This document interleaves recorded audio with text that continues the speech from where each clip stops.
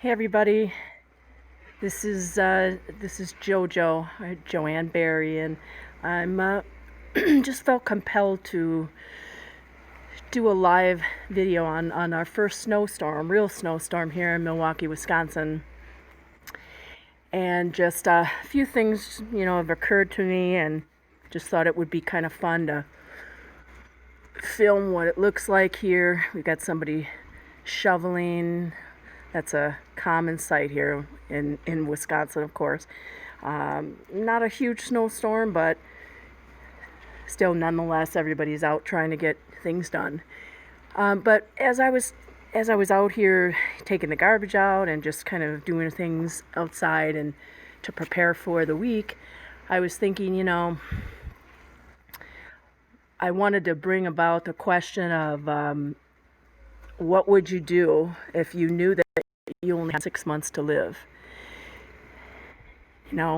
Think about that. I mean, it's a really profound question. And Tim McGraw had a song, that still is one of the best songs ever written, Live Life If You're Dying. So, I really wanted to just put that question out there and see what kind of feedback that we had, and find out, what you guys think about it, and what you would do if you knew you only had, and you could say it could be 6 months, it could be 1 month, it could be 2 weeks, whatever. But just think about that, and I'd love to hear what everybody has to say. A few suggestions that I had, just in terms of thinking about my own life and what I might do. Number one would be stop caring so much about what other people think. Eleanor Roosevelt had a quote that said, "You wouldn't worry what others think about you when you realize how seldom they actually do." So if you really think about it, not everybody is as obsessed or has the kind of time to think about what you have to say, or what you're doing. So more often than not, we spend and waste so much time just worrying about what other people think, and no one really cares. So that would be like number one for me. Two would be fearless. If you're afraid of something, you want to dance and like nobody's watching, don't think about it too much. Just count to 3 and just do it. I've been living my life that way now for probably the last 8 years, and it just kind of came about suddenly when I had, a time in my life where I had to make some changes 8 years ago, when my family did a intervention, and basically I was going through an addiction and didn't want to face, the fact that this could happen to me.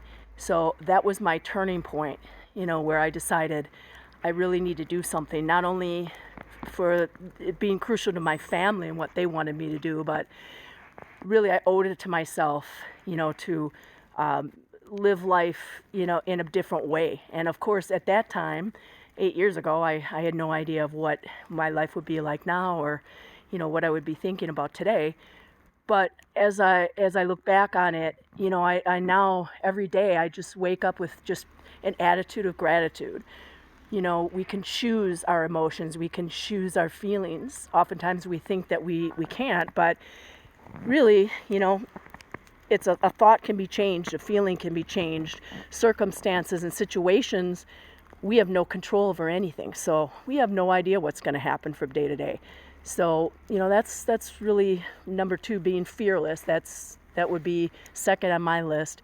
And, whatever it is, just don't think about things too much. Just have fun. Life just passes you by just so quickly. And one day you wake up and you just kind of think to yourself, where did all the time go? How did I get to this place in my life?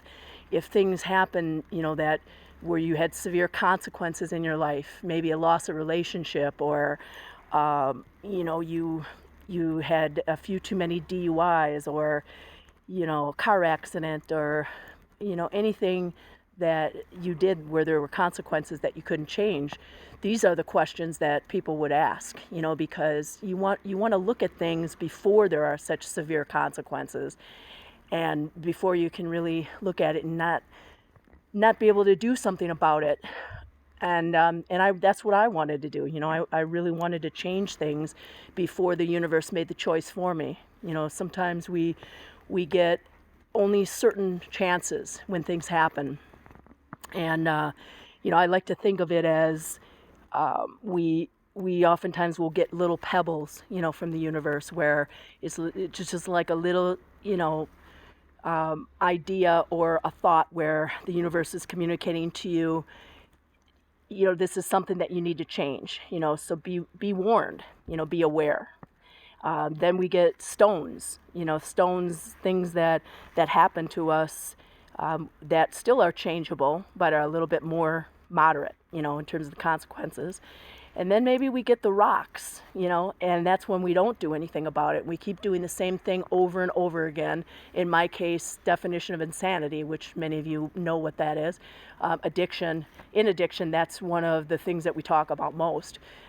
Insanity is doing the same thing over and over again and expecting different results. So, I look at that, and I think of what would happen if I wouldn't have changed my life 8 years ago, and learned to live differently and learn to become a better version of myself, a more authentic self, as I like to say. Number 3 is so many people think about writing a book, and that's been something on my list all my life. I've been told that I'm really great with words, and I have a lot to say, and I never really thought, of really doing that. But, really think about that. I mean, there's so many books that are written that no one publishes, but it's really not about the end result. It's about the journey, and it's about the process for me.